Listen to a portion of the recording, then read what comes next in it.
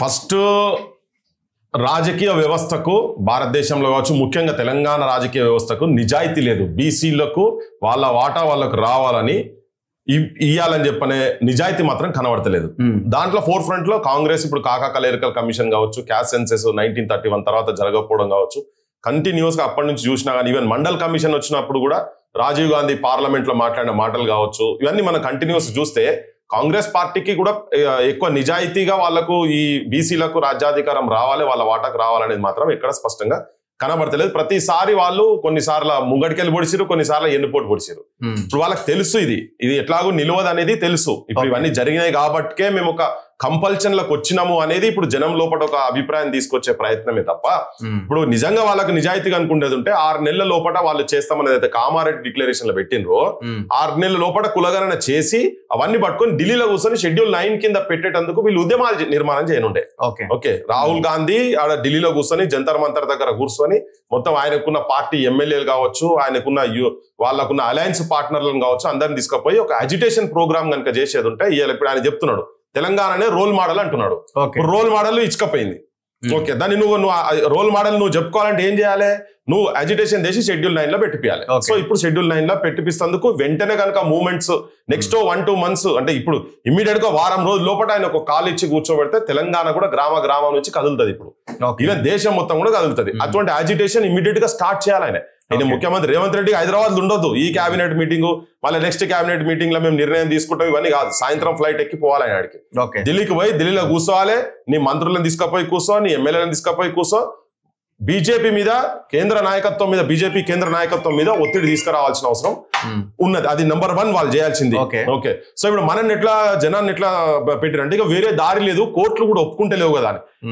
ఈ మనుషులకి ఇవన్నీ తెలుసు. అంత తెలియదు అయితే అనుకుంటలేను. ఎందుకంటే మనం చెప్తూనే ఉన్నాం కదా, మనం డే 1 నుంచి మొత్తుకుంటూనే ఉన్నాం. ఈవెన్ నామినేషన్ వేసినా కానీ మీరు ఒక ఖర్చు పెట్టుకోకూరు నాయన, మీరు అందరూ జేబులు ఖాళీ చేసుకోకూర్రి, ఏమి నిలిచేటి కావు ఇవన్నీ చెప్పినాం. ఆయన కానీ పాపం కొంతమంది ఆడి అప్పులు చేసి నామినేషన్లు కూడా వేసినప్పుడు హంగామా డప్పులు పటాకాలు కొట్టుకుంటూ పోయి చేసిరట, మంది జమ చేసి ర్యాలీలు తీసి. సో ఇప్పుడు వాళ్ళకి తెలుసు ఇదంతా ఇది నిలిచేది కాదు అనేది క్లియర్ కట్ గా తెలుసు. అందుకనే వాళ్ళ పని చేసిండ్రు. సో నేనేమంటున్నా అంటే వాళ్ళ దగ్గర సిన్సియారిటీ లేదు ఏ రాజకీయ పార్టీకైనా కానీ. ఇప్పుడు బయటకు వచ్చి ఉద్యమాలు చేస్తామన్నట్టు అందరు కూడా తెలుసు ఇదేం కాదు అని. కాకపోతే మరి నేను మొత్తుకున్నట్టు ఉండాలి, వాళ్ళు చెప్పినట్టు ఉండాలి అనేది.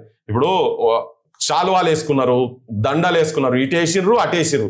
ముఖ్యమంత్రి కూడా దండాలు వేసిరు, ఆయనకు సంబంధించిన పేపర్లు ఇంత పెద్దగా అయిపోయిందిగా 42% వచ్చేసినట్టే అని చెప్పి వాళ్ళు కూడా పటాకాలు కొట్టుకుని ఇవన్నీ నడిచినాయి, మిఠాయిలు కూడా పంచుకున్నారు.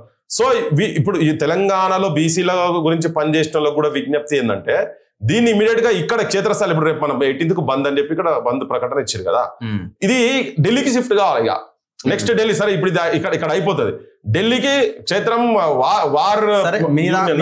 నేను వస్తా, కానీ ఇప్పుడు వార్ స్టార్ట్ చేసి అవుతుందా? బరాబర్ అవుతుంది. వారికి మెజారిటీ ఉన్నది, వాళ్ళు బీజేపీ వాళ్ళు కాదంటే ఇది అయ్యే అవకాశం ఉందా?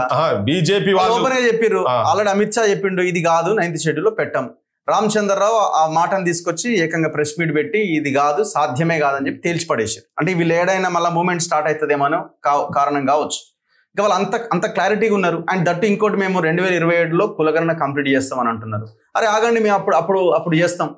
నేను ఒక మాట ఇక్కడనే ఇప్పుడు కులగణన అనేది బీజేపీ ఎక్కడన్నా వాళ్ళ లైన్లలో ఎక్కడన్నా చెప్పిరా ఇప్పటి వరకు? వాళ్ళు వద్దనే అన్నారు. అంతే కదా. ఇప్పుడు బెండ్ అయిన ఎందుకు బెండ్ అయ్యారు? పబ్లిక్ మూడ్ చేంజ్ అవుతున్నది. ఈ బీసీస్ అనేది మెజారిటీ ఉండి వీళ్ళకి నష్టం జరిగిందనే భావన జనానికి వెళ్ళిపోయిందనే ఒత్తిడిలో వాళ్ళు పోయింది కదా. సో అదే ఒత్తిడిలో తల దించాల్సి వస్తుంది వాళ్ళు కూడా. ఓకే, సో ఆ ప్రయత్నం జరగకుండా నువ్వు 1-2 నెలలు చేసే దేశం బగ్గుమంటది రాకు మొత్తం ఏడుకాడికి. ఇది ఒక్కటే కాదు, నార్త్ ఇండియాకి కూడా మొత్తం స్టార్ట్ అవుతారు, జనాలు స్టార్ట్ అవుతారు. నువ్వు యుద్ధ క్షేత్రంలో పోక ముందే ఎదుటోడు ఇంటలేడు అని అంటే కట్టేట్టుంటది. అది కాదు కదా. మరి మన బలం 3 నెలలు ఈ ప్రయత్నం జరగాలి, బరాబర్ జరగాలి. నేను అనేది అదే చెప్తున్నా. జరిగితే అట్లీస్ట్ వాళ్ళు ఎక్స్పోజ్ అవుతారు. బీజేపీ వాళ్ళు తరోగా ఎక్స్పోజ్ అవుతారు. నువ్వు ముఖ్యమంత్రులను తీసుకొచ్చి నువ్వు నీ ఎస్ బాస్ నో బాస్ అంటే ఎస్, నో అంటే నో బాస్ ఎట్లా చెప్తా అట్లా ఈయన ముఖ్యమంత్రులు బీసీలు ఉండేటోళ్ళు కాదు కావాల్సింది. ఇక్కడ నిజంగా కూడా వీళ్లకు ఆర్థికంగా కావచ్చు, రాజకీయం కావచ్చు, విద్య కావచ్చు, అన్ని పరంలో వాళ్ళ వాటా, ఈ దేశంలో ఉన్నటువంటి వాటా వాళ్ళకి ఇచ్చేటువంటి నైతికత ఉన్నటువంటి నిజాయితీ ఉన్నటువంటి నాయకత్వం, నిజమైన బీసీ వాదం ఉన్నటువంటి వాళ్ళు ఆ గద్దెల మీద కూర్చుంటే అవుతుంది. లేకపోతే ఇది కాదు. ఇది అంటే ఇప్పుడు ఒకవేళ పార్టీ పరంగా ఇచ్చి ముందుకెళ్తే ఎట్లుంటే చెప్పది. ఇప్పుడు 3 పార్టీలు ఒకటే నియోజకవర్గం. సాహసం చేసినట్టే అది ఒకవేళ చేస్తే పెద్ద సాహసం చేసినట్టే. ఇలా కాంగ్రెస్ నష్టపోతుంది. కాంగ్రెస్ ఆల్రెడీ బద్నాం అవుతున్నది. ఆల్రెడీ కాంగ్రెస్ వీళ్ళు కథలు చెప్తున్నారు అనేది బద్నాం అవుతుంది. ఎందుకంటే ఈవెన్ కులగణన కూడా ఒత్తిడితో జరిగింది. Out of pressure. ఇప్పుడు ముఖ్యమంత్రి కూడా అంతమంది కదా అయ్యేదా సచ్చేదా అనేది మాటలు మాట్లాడినోడనే ముఖ్యమంత్రి మాట్లాడినోడనే. సో వాళ్ళు ఇప్పుడు ఇంత గ్యాప్ ఇచ్చిన తర్వాత మేము కంపల్సరీ ఇప్పుడు గ్రామాలు ఆడ సఫాయి పని చేసేటోళ్ళు లేరు, మాకు పైసలు లేవు, లేకపోతే ఊర్లలో అసలు కంప్లీట్ రాజకీయ వ్యవస్థ అడ్మినిస్ట్రేషన్ వ్యవస్థ మొత్తం ఆగమైపోయింది, ఫండ్స్ ఉంటేనే మేము ఏమైనా రేపు పల్లెలలో ఏమైనా చేయగలుగుతాం అనేది ఒక ఒత్తిడి తీసుకొస్తారు కదా. ఇది ఇంకో 2 నెలలు చేయబ్బా, నువ్వు ఉద్యమం చేయి, చేసిన తర్వాత 2 months కదా, అప్పటిదాకా నువ్వు మనీ అయితే ఇయ్యి. అట్లీస్ట్ ఇప్పుడైతే నువ్వు ఇచ్చేదైతే ఏమి ఇస్తలేవు. వాళ్ళ పాపం పంచాయత్ సెక్రటరీలు జేబులకెళ్ళి పెట్టుకొని వాళ్ళ ఇబ్బందులు వాళ్ళు పడుతున్నారు. ఇప్పుడు దాదాపు 2 ఏళ్ల వరకు వస్తున్నది, కుంటుబడి ఉన్నది. అది ఇంకొక 2 నెలలు పెద్ద ఇబ్బంది ఏం కాదు. అది 2 నెలలు నువ్వు కనుక చేసేది ఉంటే నీకు షెడ్యూల్ 9లో పెట్టాల్సి వస్తుంది. యాజిటేషన్ ఒక్కసారి స్టార్ట్ అయినాక తెలంగాణలో కిషన్ రెడ్డిని, బండి సంజయ్ని, లేకపోతే అమిత్ షాను, నరేంద్ర మోడీని తెలంగాణలో అడుగు పెట్టనీయకున్నటువంటి ఉద్యమం ఇక్కడ కనుక మొదలైందనుకో, చేయరా వాళ్ళు? ఓకే, బరాబర్ చేస్తారు. అటువంటి ఉద్యమం రావాలి ఇక్కడ. అది ఆ ఉద్యమం చేయాలి. ఏదో ఉట్టిగా టోకన్ ప్రొటెస్ట్ చేసి ముఖ్యమంత్రి ఆడికి పోయి ఢిల్లీకి పోయి ఒకరోజు జంతర్ మంతర్లా వేరే బీసీ సంఘాలు పెట్టిన దానికి పోయి ఒక 3 గంటలు కూర్చొని ఆడ మామ అనిపించుకొని వచ్చేసి చూసినా అట్లా కాదు కదా. నువ్వు ఢిల్లీ క్షేత్రంలో కూర్చోవాలి, అక్కడ చేయాలి. అక్కడ చేస్తే ఇక్కడ స్టార్ట్ అవుతుంది. నువ్వు గాలి మోటార్ కిషన్ రెడ్డి ఇక్కడ గాలి మోటార్లో వచ్చి శంషాబాద్ లో దిగే పరిస్థితి లేకుండా ఉండేది ఉంటే బీజేపీకి ఇదంతా దేశం మొత్తం చర్చ కాదా? ఒక చిన్న అంశాల మీద దేశం మొత్తం చర్చ అవుతుంది కదా. అందుకనే ఇలా ఇంతమందికి నష్టం జరుగుతున్నది. దాదాపు ఇప్పుడు ఒక 3000 పైన సర్పంచులు కావాల్సిన వాళ్ళు, బీసీలు సర్పంచులు కావాల్సిన వాళ్ళు రేపు వాళ్ళ హక్కు కోల్పోతున్నారు. మళ్ళీ వీళ్ళు మేనిఫెస్టోలో పెట్టిరు కదా. అందుకే నేను కాంగ్రెస్ ఇంకొక డిస్కషన్ ఏంటంటే, కొంతమంది కూడా అంటున్నారు, సరే ఎలక్షన్స్ పెట్టే క్రమంలో మెజారిటీ బీసీలని, ఎస్సీలని, ఎస్టీలని పోటీ చేయించాలి జనరల్ స్థానాల్లో. సో ఆ రకంగా మనం రాష్ట్రము, జిల్లా, మండల్, గ్రామ స్థాయిలో ఒక కమిటీ లాగా, జేఏసీ లాగా ఫామ్ అయ్యి కమిటీలు ఏర్పాటు చేసుకుని ఆ దిశగా ముందుకెళ్ళాలి. ఒకవేళ కనుక ఇది జరగకపోతే అన్న ఒక చర్చ. ఎందుకంటే గ్రామాల్లో ఎలక్షన్స్ లేక ఫండ్స్ ఆగిపోతున్నాయి, ఇబ్బంది అవుతుంది, కనీసం వీధి లైట్స్, స్ట్రీట్ లైట్స్ కూడా వెలుగుతలేవు అనే ఇటువంటి ఇబ్బందులు ఉన్నాయి కదా. మరి తక్షణ ఇదిగా చేయాల్సి వస్తే ఈ పని చేసి ముందుకెళ్తే బెటర్ గా ఉంటుందేమో. ఇప్పుడు నెంబర్ 1 ఆప్షన్ యుద్ధం చేయాలి. ఓకే, నువ్వు ఫస్ట్ ఆప్షన్ అయితే యుద్ధం చేయాలని సమస్యనే లేదు. అదే ఫస్ట్ ఆప్షన్. ఫస్ట్ 10 ఆప్షన్స్ అంటే నేనైతే ఫస్ట్ 1 to 10 ఆప్షన్స్ అవే చెప్తాను నేను. నువ్వు అన్నట్టుగా కాదు కూడదనే సిచ్యువేషన్స్ కనుక వస్తాయి. ఇది ఎట్లా పాసిబుల్ అయితే ఇప్పుడు నువ్వు జేఏసీలు ఫామ్ అయి నువ్వు క్యాండిడేట్ అని పెడితే, ఇప్పుడు మనం నిన్న మొన్న దాదాపు కొన్ని ఇయర్స్ నుంచి జనానికి అరే పైసలు తీసుకోకుండా మీరు ఓట్లేరు నాయన అని చెప్తున్నాం. కానీ ధనం మొత్తం ఇవాళ ఏర్లై పారే పరిస్థితి. ఎవరి దగ్గరనే పైసలు, ఏ వర్గాల దగ్గరన్నాయి? గ్రామాల మీద కావచ్చు. ఇప్పటిదాకా పట్టు ఎవరి చేతులలో ఉన్నది? క్యాపిటలిస్ట్ చేతులు ఉన్నాయి. ఈ క్యాపిటలిస్ట్ ఎవరు? వాళ్ళు ఉన్నత వర్గాలు, ఉన్నటువంటి వాళ్ళు అభ్యుదయ భావాలు ఉన్నటువంటి అగ్రకులాల చేతులలో కూడా ఎక్కువ పైసలు లేవు. సో వాళ్ళు రేపు పొద్దుగాల పల్లెల మీద వీళ్ళందరూ వాళ్ళ చేతులలో చెప్పు చేతిలో ఉన్నటువంటి బీసీలని నిలబెట్టి గెలిపించే పరిస్థితి ఉంటుంది వాళ్ళు. సో నీకు స్వతహా ఒక బీసీ ఆలోచన వచ్చి వాళ్ళకు నిజంగా మా పవర్ మా చేతులు ఉండాలనే సోయి వచ్చినటువంటి లీడర్షిప్ ప్రతి క్షేత్రంలో ఉన్నదని అనుకుంటలేను. అంత చైతన్యం మీకు వచ్చింది. నిన్న మొన్న కొంచెం స్టార్ట్ అయింది. ఓకే, నిన్న మొన్న స్టార్ట్ అయింది.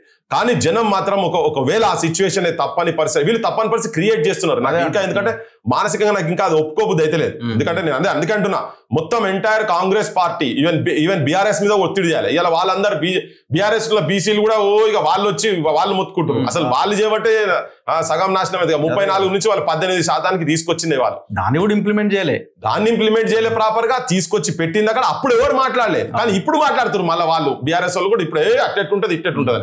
మరి అన్ని రాజకీయ పార్టీలు ఇక్కడ అసెంబ్లీలో ఒప్పుకున్నాయి కదా.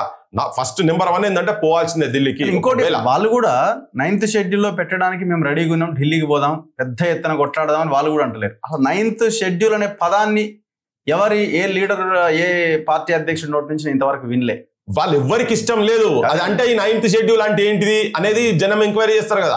అసలు సంగతి అక్కడికి వస్తుంది. మన ఓటర్లను చెప్తున్నాం అంతే. కానీ ఈ పొలిటికల్ సర్కిల్స్ లో వీళ్ళు కనుక హెడ్స్ కనుక చెప్పేది ఉంటే దాని ఇంకా కొద్ది చర్చ విస్తృతంగా జరుగుతుంది.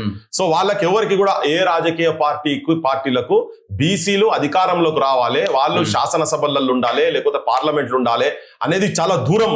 అటువంటి ఆలోచన దూరం. సర్పంచులు కావద్దు, ఎంపీటీసీలు కూడా కావద్దు, జెడ్పీటీసీలు కూడా కావద్దు అనే కాడున్నారు వాళ్ళు.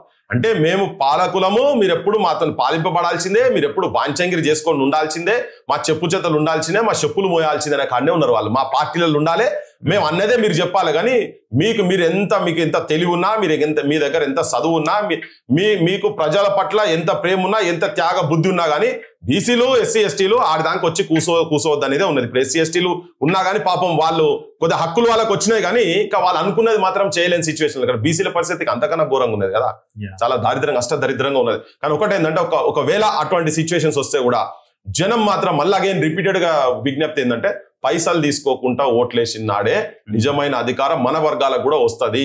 నిజంగా కూడా నిజాయితీగా పనిచేయాలి. దానికి యూనివర్సిటీలు కూడా ముందు పడాలి. ఉస్మాన్ యూనివర్సిటీ కావచ్చు, కాకతీయ యూనివర్సిటీ కావచ్చు, చదువుకున్నటువంటి వాళ్ళు బయటకు వచ్చి వాళ్ళ ఊర్లలో మంచోళ్ళని చూసి ఎమ్మెల్యేలు సర్పంచ్. ఈ తెలంగాణ బంద్ అంటున్నారు రేపే 18 బీసీ జేఏసీ ఒకటి ఏర్పాటైంది తెలంగాణ బంద్ అని కొంతమంది బీసీలు అంటున్నారు. నాయకులు ఇంకొకటి ఫామ్ చేస్తున్నారు, వాళ్ళు ఇంకొక టీమ్ గా ఫామ్ అయ్యారు. ఇట్లా ఎవరి పోరాటం ఏదైనా అల్టిమేట్ గా 42% కోసమే అందరి ప్రయత్నం. అందరూ కలిస్తే ఇంకా బాగుంటది. కానీ రకరకాల ఈగోస్ ఉంటాయి, రకరకాల సమస్యలు ఉంటాయి, ఎవరికి వాళ్ళుగా పోరాటం చేస్తున్నారు. ఈ సంఘాల పనితీరు ఎట్లా ఉందని మీరు అనుకుంటున్నారు? ఒక్కటే, రాజకీయ పార్టీల చెప్పు చేతలలో ఉండి లేకపోతే వాళ్ళ మన్ననలు పొందేటందుకో అటువంటి ఆలోచన కనుకుండేది ఉంటే దీనికి న్యాయం చేసిన వాళ్ళైతే కారు. అసలు తక్షణమే ఈ పార్టీలను వదలాలి. ఇప్పుడు బీజేపీలో ఉన్న వాళ్ళు బీజేపీని వదలాలి, బీఆర్ఎస్ ఉన్న వాళ్ళు బీఆర్ఎస్ వదలాలి, కాంగ్రెస్ తోటి ఉన్న వాళ్ళు కాంగ్రెస్ వదలాలి. ఇండిపెండెంట్ సంఘాలుగా ఉన్నటువంటి వాళ్ళు కూడా వాళ్ళ ఆర్డర్స్ ఫాలో కాకుండా ఉండేటువంటి మైండ్ సెట్ ఉన్నటువంటి వాళ్ళ చేతులలో మూవ్మెంట్ ఉంటే కొద్దిగా డిఫరెంట్ ఉంటది. ఇప్పుడు ప్రాబ్లం అక్కడనే వస్తున్నది. ఇప్పుడు జీవోలతోనే కాదు అనుకున్నాం, కానీ కొంతమంది వ్యక్తులు పోయి చదువుకున్న వాళ్ళు పోయి సంఘాలలో కూడా పోయి దండలు వేసుకున్నారు కదా. శాల్వాలు ముఖ్యమంత్రి గౌడ్ సాబ్ అంటే యాదవ్ సాబ్ అని మొదలు పెట్టిరు. ఏది రేవంత్ రెడ్డి సాబ్ రేవంత్ గౌడ్ సాబ్ అని ఒక ఆయన అంటాడు. ఇవన్నీ కామెడీ ఇదంతా. అంటే జనానికి ఒక మిస్ఇన్ఫర్మేషన్ పంపిస్తారు కదా. సో ఇటువంటి చేయొద్దు, అది కరెక్ట్ కాదనేది నా వ్యక్తిగత అభిప్రాయం. అది